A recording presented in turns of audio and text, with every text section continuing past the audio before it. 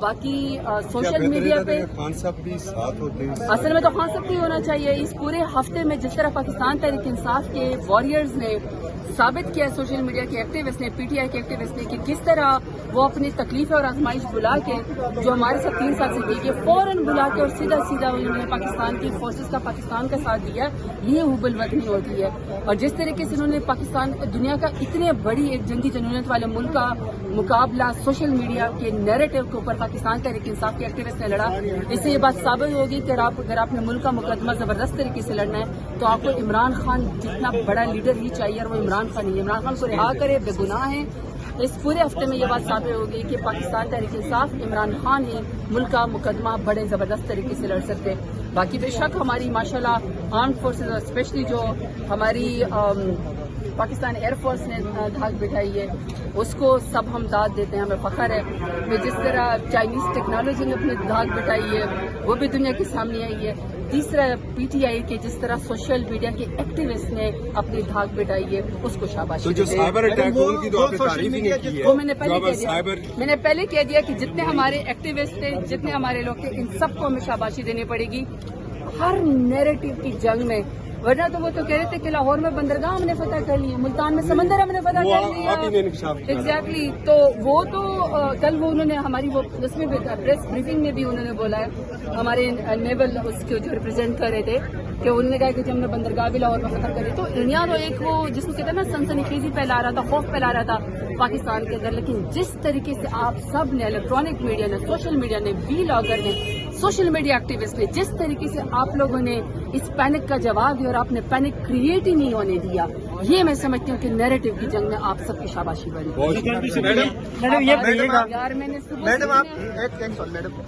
کیا کہا ہے میڈم؟ آپ نے جس سوشل میڈیا کا ذکر کیا تو اسی سوشل میڈیا کو آج سے کچھ ماہ پہلے دہشت گرد، پتہ نہیں ڈیجیٹل دہشت گرد کیا کہا جاتا تھا. اچھا گڈ ٹو ریئلائز. چلو بہت اچھا ہوا کہ ریئلائزیشن ہو گئی ہے کہ یہ ڈیجیٹل دہشت گرد نہیں ہے، ڈیجیٹل وارئر ہے. یہ پاکستان کو اپنا ملک سمجھتے ہیں، ہمارا جینا مرنا اور آپ سب کا یہی ہے.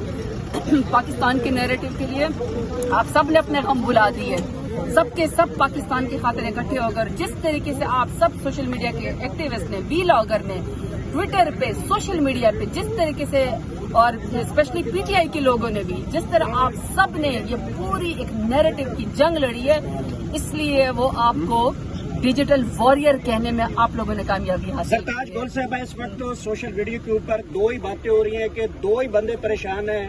انڈیا میں مودی پریشان ہے، پاکستان میں نواز شریف پریشان ہے. وجہ کیا ہے؟ یہ دونوں یار ہیں، دونوں کی آپس میں ہیں، محبتیں ہیں. آپ مجھے بتا دیں کہ نواز شریف نے، شہباز شریف نے ایک دفعہ پارلیمنٹ میں خطاب کیا، دوسری دفعہ اس نے قوم سے خطاب کیا. آپ مجھے کوئی بتائے، شاید میری میموری میں نہ ہو، اس نے ایک دفعہ بھی مودی کا نام لیا ہے؟ بتائیں مجھے. تقریر میں ایک دفعہ بھی مودی کا نام لیا ہے شہباز شریف نے؟ نہیں لیا. مریم نواز نے جب سارا کا سارا آپ سب نے جنگ لڑ لی، ایئر فورس نے، آرمڈ فورسز نے جنگ لڑ لی، جب سیز فائر ہو گیا، پاکستان کو فتح حاصل ہوگی، تب یہ جو ہے وہ باپ بیٹی مریم نواز اور نواز شریف اور شہباز شریف کے سارے جو پھر دھڑا دھڑ ٹویٹس کرنے میں کریڈٹ لینے کے لیے آ گئے. لیکن ان کی بھی ٹویٹ میں سے مجھے، ویسے تو انہوں نے چپ کا روزہ رکھا تھا، مودی کے خلاف ایک لفظ نہیں بولے، لیکن آخری جو پہلے انہوں نے ٹویٹ کی، جب جنگ ختم ہو گئی، جب سیز فائر ہو گیا، تب بھی جب انہوں نے ٹویٹس کی، اس کے اندر انہوں نے مودی کا ایک دفعہ بھی نام نہیں لیا. تو مودی کے ساتھ ان کے انٹرسٹ ہے. خان صاحب کی رہائی کب تک دیکھ رہی ہے میڈم؟ خان صاحب کو تو اب رہا ہو جانا چاہیے. خان صاحب بے گناہ ہیں، خان صاحب بے گناہ کے عہد کے اندر ہے، کوئی بھی مقدمہ ان کا سچا نہیں ہے، سب جھوٹے مقدمے ہیں. خان صاحب کو اب جو ہے وہ باہر آ جانا چاہیے. اور اگر پورے